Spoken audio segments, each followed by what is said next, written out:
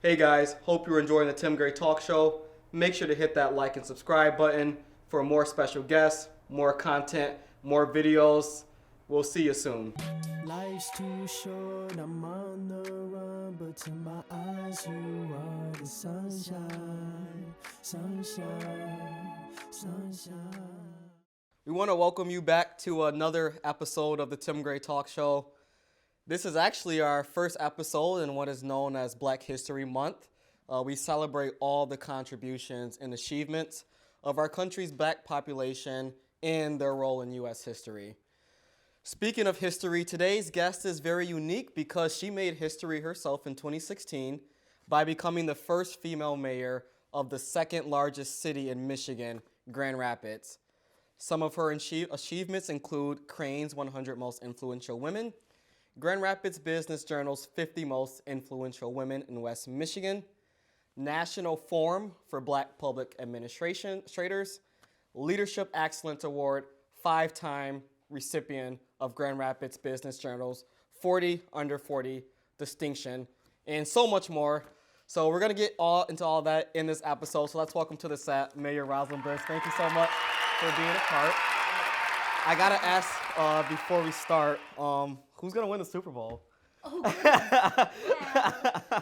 Well, I'm happy to see Matt Stafford there. Yeah. So, I feel like I need to root for him. But Yeah, I feel like, being here in Michigan, we kind of thank him for his dedication to the Lions. So kind of, just going to root for Matthew Stafford and go on. But what an accomplishment it is that you're the first female mayor of the second largest city in Grand Rapids.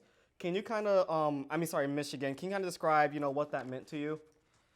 it was, I tell you, when I ran for mayor and was elected, it was so surreal, really, when I remember election night so clearly.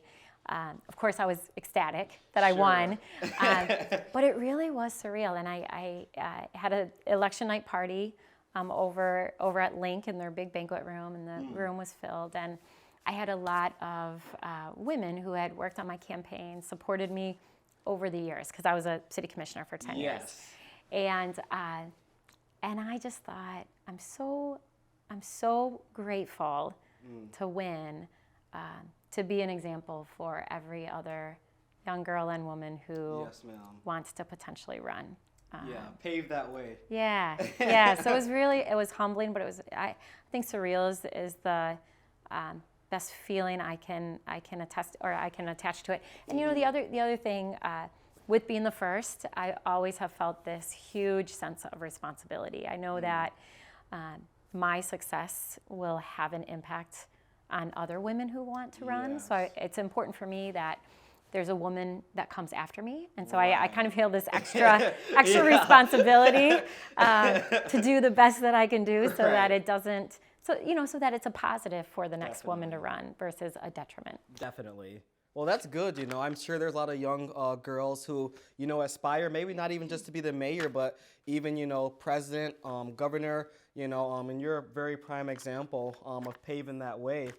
It's kind of funny because I heard that when you were younger, your mindset was actually on weather.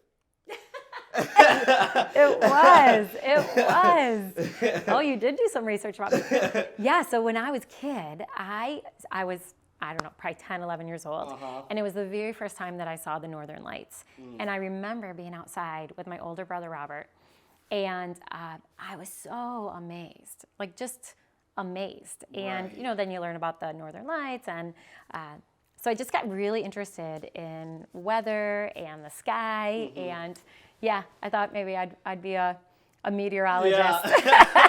Then I took calculus, and I'm like, this is not for me. I had to switch majors. So as a kid, did you ever think you would be a politician, a mayor, or did that kind of grow on you as you got older? No, I never thought I would run for anything. I never thought I'd be elected. Wow. In fact, my parents are very apolitical. Sure. I mean, I never remember, when I was growing up, I can't recall ever seeing my parents vote.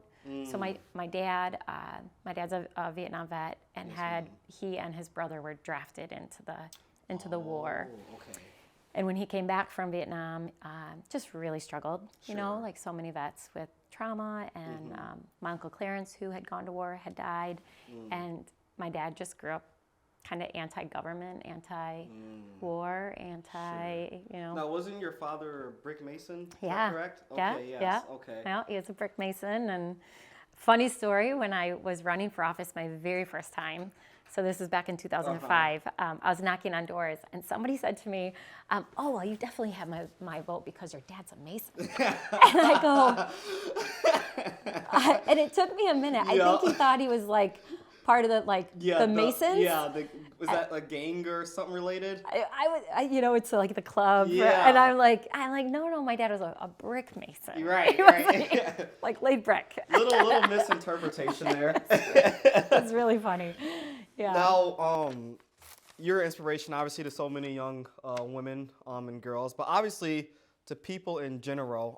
One thing that people may not know about you is when you were younger, you were diagnosed with a rare bone disease, correct? Yeah.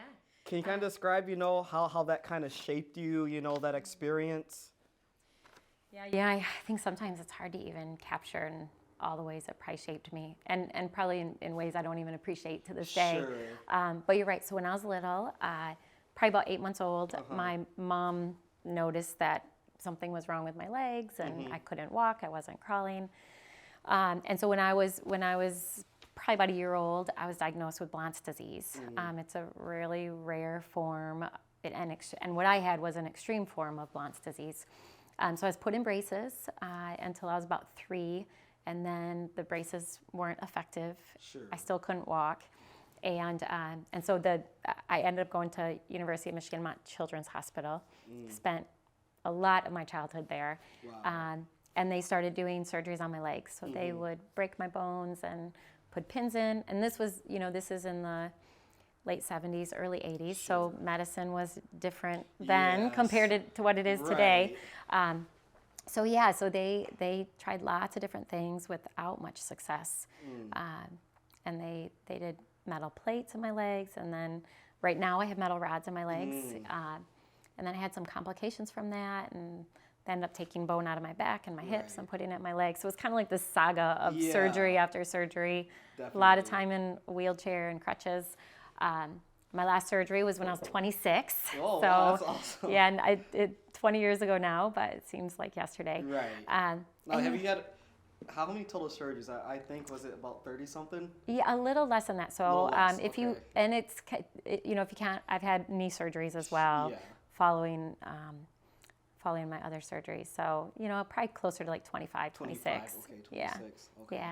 Yeah, so, it's interesting. I'm from a big family, and my siblings were so supportive and helpful to me when I was a kid. So I think it, for me, my value in relationships, I think a lot of my perseverance comes from figuring out life and figuring out how to get up and downstairs and, not giving up. I tend not to give up. I have a mindset of if there's a will, there's a way. Yes, and ma'am. I think I get that from all of my medical challenges.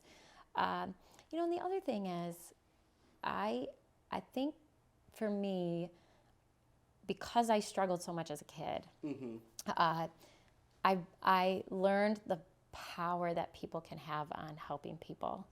A lot of people helped me get through hard times. Yes, and so I really believe that what changes people's lives, what helps people through dark times and dark days, what helps people find hope, it's other people. So that is something I take with me. And then honestly, I think I tend to have an optimistic outlook on life. And I think I also get that from spending so much time in the hospital. Like I was with a lot of kids who were a lot worse off than me. Wow. And I remember being grateful. Even when I couldn't walk, I thought, you know what, it could be a lot worse. And it's funny because I say that to myself today all the time. Even out loud sometimes. I'll be like, okay, well, it could be worse. Let's figure this out. And I think some of those perspectives and mindsets you get, and you don't even realize it. Now, you said, you mentioned how, first thing you mentioned, I want to go over is, you mentioned how you spent a lot of time in the hospital. You've seen a lot of kids, who had it worse off than you. Was that part of some motivation that got you to do social work at all? Yeah, interestingly, as you know, when I went to college, I thought I was going to be a meteorologist. Yeah. And then I thought I was going to be an engineer. Uh-huh. And then I just started taking a lot of general classes, and I really enjoyed criminal justice, law. I took a couple Wow. pre-law classes, thought maybe I'd go to law school. It took me till about my third year of college before I realized I'd taken a couple psych classes and really fell in love with that field. But it was through volunteering that I realized how much I loved kids, working with kids. So Yes. I had volunteered at a home so I went to University of South Alabama in Mobile, and I volunteered there, and I was tutoring kids and helping kids who were struggling, and I really loved it, really loved it. Yeah. Okay. Yeah. Well, speaking of people, who was the most influential person to you that you remember growing up, or was there any inspiration? Yeah, I think fortunately, I feel like I have a long list. When I was a kid, my oldest sister, Renee, is she's my rock. She's solid. I love her, adore her. That's awesome. She inspired me. I had a wonderful 10th grade teacher named Sharon Font. I still keep in touch with her today, even though she's retired. She's in Florida. Wow. We still write letters Right. back and forth. She was my first. So neither of my parents went to college, and my older siblings hadn't gone to college when I graduated from high school. So it was Mrs. Font who encouraged me to. So were you the first out of your siblings to attend college? Yeah. My oldest sister Wow. Renee ended up going back and getting a nursing degree. Wow, So that's now awesome. she has a master's degree in nursing. That's awesome. And then I do. Yeah. Okay, wow, that's awesome. Yeah, it's pretty Interesting. cool. Okay. So I want to kind of divert the conversation to Grand Rapids. So Grand Rapids is actually, over the past about 10 years, stated as, if not maybe the largest growing city in Michigan. So one thing I want to ask you is, what is your vision as our mayor for the youth in the city? I have a lot of hopes for youth in our city. One is I want them to feel like this city belongs to them, that they are an important part of who we are. I want them to feel like there is opportunity here, no matter what they want to do, what their dreams are. I want them to know that they can accomplish those here. I want them to want to stay here and be a part of the future of our city and find ways that they can have an impact, in whatever area they're passionate about. Right. So I have a Mayor's Youth Council. I partner with GRPS a lot, but I also serve on the Promise Zone Authority. So I'm really excited that now any young person who graduates from high school in the city of Grand Rapids can attend Grand Rapids Community College at no cost. That's amazing. So my hope is that as they recognize there's opportunity here, they'll really fall in love with Grand Rapids and want to stay here. It always breaks my heart. So I talk to my mayors. Actually, today I'm meeting with some of my Mayor's Youth Council kids, and I know how it was, right? Like I got out of my hometown at the first chance I got. So I can totally understand where some young people are coming from. With that being said, I want to shift the tide and I want them to stay here. So every time I talk to one of my students and they're like, I can't wait to leave. I'm like, no, why don't you want to stay?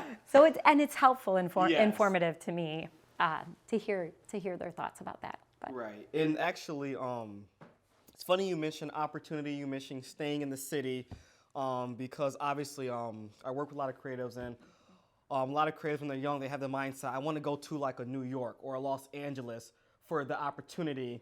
So you're obviously, as the mayor, you're committed to supporting small businesses and entrepreneurs. So we also understand that you're committed to addressing disparities in the community to make Grand Rapids a great place for everyone.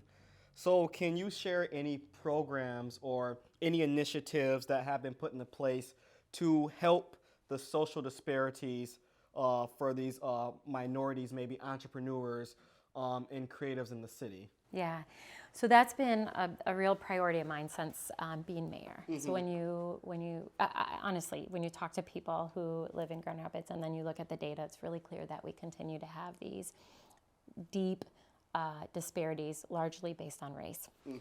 And so some of the things that we've done, and there's a host of them, but I'll talk a couple things about specifically to the city. So we support a number of nonprofit organizations that intentionally work with Black and Brown entrepreneurs to help them be more successful. So we have partnerships with the Hispanic Chamber of Commerce, with Grab, with Start Garden. And so through some of that partnership, we're able to provide support for entrepreneurs and business leaders.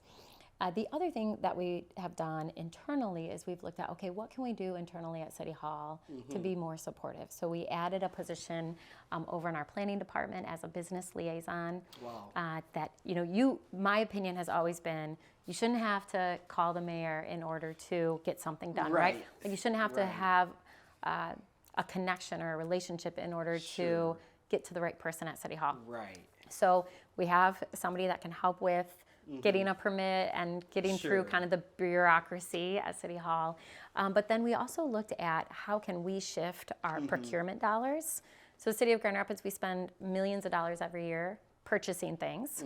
So do lots of companies in the city, which I'll get to in a minute. So we looked at our internal processes and said, okay, can we incent locally owned businesses and minority-owned businesses and help them get approved to be a vendor at the city, and then can we give them a leg up to actually get the contracts? So we have a full-time person who works on recruiting minority-owned businesses, helping them become an approved vendor at the city.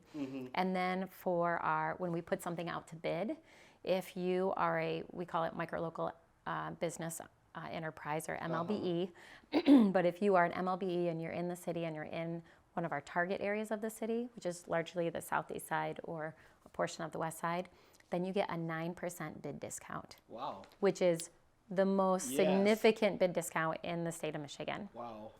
To support getting those individuals, giving them a leg up, but a better opportunity to get those contracts.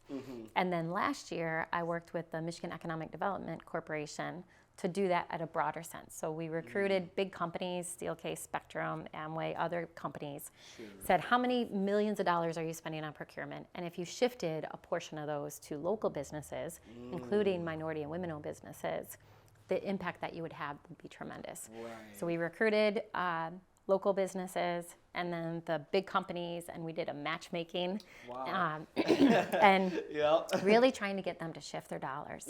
And we're doing another round coming up. So we've worked on a number of different efforts to do just that. Dr. Pink and I from JRCC, he and I led a racial equity initiative looking at hiring practices and employment, identifying what we can do to address those disparities. And one of them is we implemented and supported the implementation of a program called Hire Reach, which is a hiring process that removes unconscious bias. The City of Grand Rapids went through that with our HR department to change our hiring practices, and then a number of large companies have done that as well.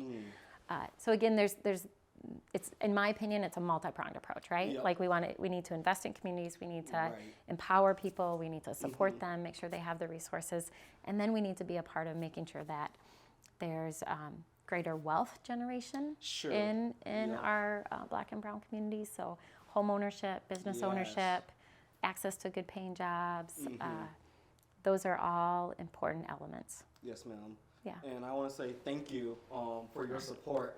I mean, seeing you involved in the community, supporting these small local businesses and these different initiatives that support Black and Brown entrepreneurship, like Grab and Start Garden and whatnot. And I've seen your face on many different businesses opening up and ventures. So thank you for being involved with the community and not just behind a desk.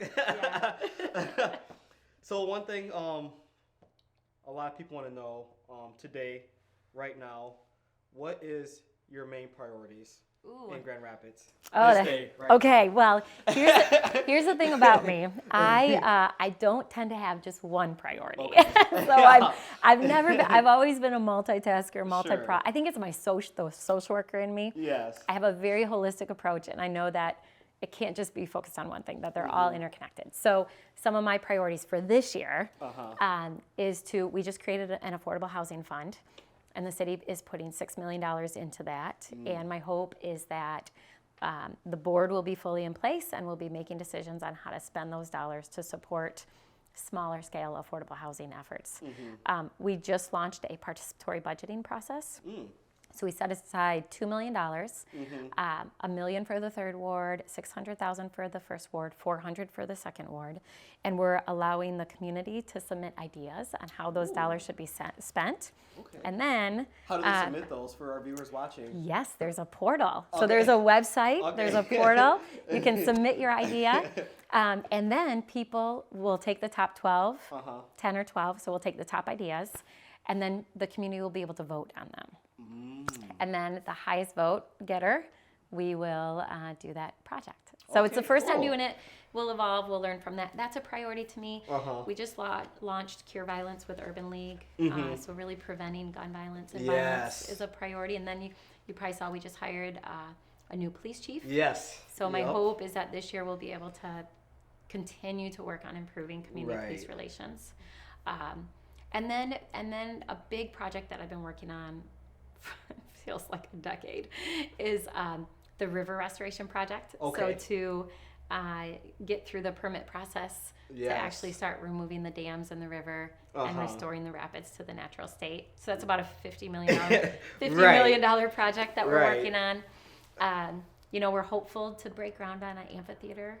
And build a 12,000 seat amphitheater on the river. Wow, that'd be amazing. Some big projects are on my list as well. Okay, awesome. Sounds like there's a lot of things going on in the community, so there's a lot to look forward to in the city of GR. Now, we actually have people in the community submitted questions. All right. So there's some questions that I want to get some of these community questions answered. So Brandon wants to know, what is your favorite restaurant in Grand Rapids? Ooh, that's a dangerous question to ask. So I live in over by Aquinas College in Fulton Heights, but close to Easttown. Yes. So I have to say, I'll tell you where I go to most often. So very often I will either go to Logan's Alley on Michigan Street or Terra over in Easttown. So I've never been to either. Oh, well, they're close to my house. I can walk. But there's so many great restaurants. I mean, I kind of have different favorite restaurants in every neighborhood. Okay, So Wealthy Street has great restaurants. Yes. What's your go-to meal then? My go-to meal? Yeah. Well, Tara has this incredible kale Caesar salad. And then I usually get it with salmon. And it's just like my go-to. I love it. That's my healthy option. I won't tell you my unhealthy. Hey, we all have those unhealthy secrets. So Sarah wants to know, on a nice summer day in Michigan, where is your ideal place to be spending it? I love summertime. I really love local music, and I love being outside. So, whether it's down at Studio Park, Frederick Meyer Gardens, Anabawin for, an outside concert, Rose Park Circle. I really love being outside, and I love local music. We have so many talented musicians here in town, and I just feel like they're like our best kept secret. Well, it's actually funny that you mentioned music, because that was where the next question was coming from. Now, you love a lot of local concerts, a lot of local musical events. So John wants to know, who is your favorite musical artist or band of all time? These are good questions. So I'll tell you my favorite concert, and I will, if he is even like remotely close to Grand Rapids, I will travel to see him, is Michael Franti. Oh, really? Okay. I love Michael Franti. Every time he's been at Meyer Gardens, I've seen him. I go to music festivals in the summer. And so, in fact, I'm going to go to a music festival next month. But I love seeing him perform. That's he awesome. is energetic. He has this beautiful spirit. He's kind. His music's amazing. Okay, awesome. I love it. I don't know if anybody would have guessed that. It's great. All right. Joy wants to know, who's your favorite sports team? Oh, well. So I love hockey. Okay. I love the Griffins. And obviously the Red Wings. Yeah. Okay. Hockey's my go-to. Probably one of my favorite sports. We got a couple tougher questions. Okay. What do you think would be one of the best steps we could take towards making Grand Rapids, and you maybe kind of answer this question, a home where every race, sex, and gender has equal opportunity and support? Oh man, there's so many things we can do, and some of it is dependent on where the barriers are. For me, I want the city of Grand Rapids, regardless of what neighborhood you live in, to be diverse and inclusive and where people feel like they belong. So I think part of it is how do we, even more than undoing, how do we rectify a lot of the segregation that we see in housing that is a result of policies that predate all of us, like redlining, housing policies. Yes. There's a whole host of policies that were put in place along with just, personal bias and racism. Right. And figuring out how to unravel that and reverse it and truly have diverse, rich neighborhoods where people feel like they belong. Yes. I think is ultimately the goal. Because then organically you have more diverse businesses, you have more home ownership, you have different housing types, right? Like you with that comes these changes that we all want to see. Yes. Okay, yeah, that's very true. I mean, you couldn't have said that more perfect. Tina wants to know, what motivated you to not give up to become the first female mayor of Grand Rapids? So that's a great question. Personally, once I decide something, I rarely give up. I may fail, and I have to pivot and regroup. but it makes you stronger. I typically, so I try to put a lot of thought into what I'm going to do before I make a decision. So I try to really sit with it, pray about it, listen to my heart. So typically, by the time I've said yes or I've decided this is what I want to do, I usually don't quit or give up. So even on the really hard days where I'm like, so yeah, and I think just that determination, has helped me. But I have to say, on challenging days where you do question yourself or your self-confidence is takes a hit or you feel really beat up on, those are the times that I reach out to people that know and love me. Right? Like those are, I think sometimes we get so busy and sometimes it's easy to get down and to feel alone and stressed. And those are the times I have to pick up the phone and call my friend or call my brother or call my sister or just say I need a break and I need to just go with, go be with people who love me and, there's no judgment and just kind of recenter and regroup. And I think we all need to do a whole lot more of that. Yes, I think that's very true. Being able to reach out, that support system, because we can't make it alone on this journey. The last one, Abby wants to know, it's a really interesting one. With 24 hours, if you knew you only had 24 hours left to live, what are the top 3 things on your bucket list? Ooh, top 3 things on my bucket list.